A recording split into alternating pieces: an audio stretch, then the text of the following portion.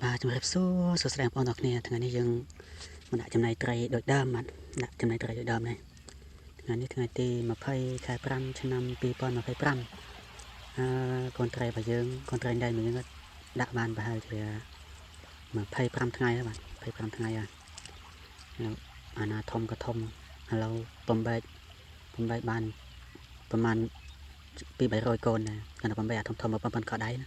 ប៉ុន្តែកូនក្មេងប្រហែលជា12 គីឡូឆ្ងល់ដែរដាក់ជុំគ្នាទូចដូចគ្នាទេប៉ុន្តែនេះក៏មានអាធំមានធំណាតែក៏ធំមួយតែមែនទេអាចខ្លាំងគីឡូបាន11 12ឬក៏15 គីឡូណានោះទូចជាងមុនទេស្មើទូចជាងមុនវាមានធំបន្តិចនេះក៏ដែរវានេះប្រហែលឡើងមុខទាំងវត្តតែមកចំណៃសិននោះថ្ងៃមក8ហើយ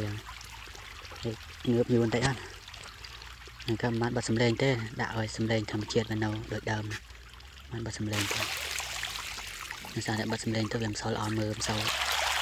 រស់ស្ដាប់ដាក់សម្លេងដើមទៅអាចតំណងគ្នាយើងដាក់ផ្សំគ្នាដាក់គុំគ្នាជាមួយសម្លេងត្រីត្រីរកស៊ីចំណៃ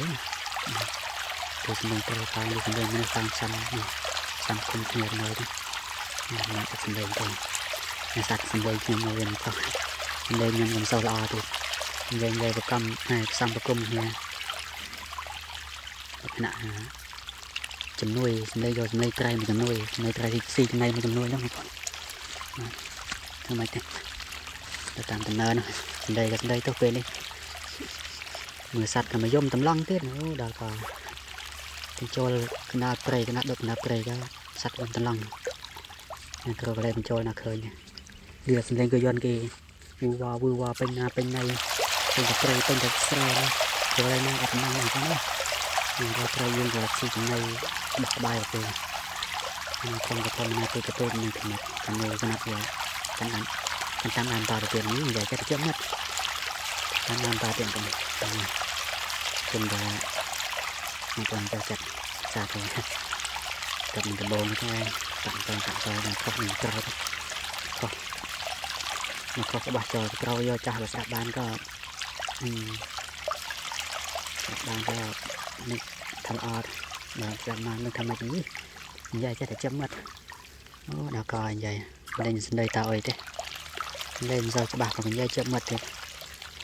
មកវីដេអូយើងក៏គៀបដល់ទីចាប់ឲ្យបាននិយាយចាប់ទេបងប្អូនអើយដោយសារតែនេះហើយគៀបដល់ទីចាប់ឲ្យបាទអរគុណបាយបាយ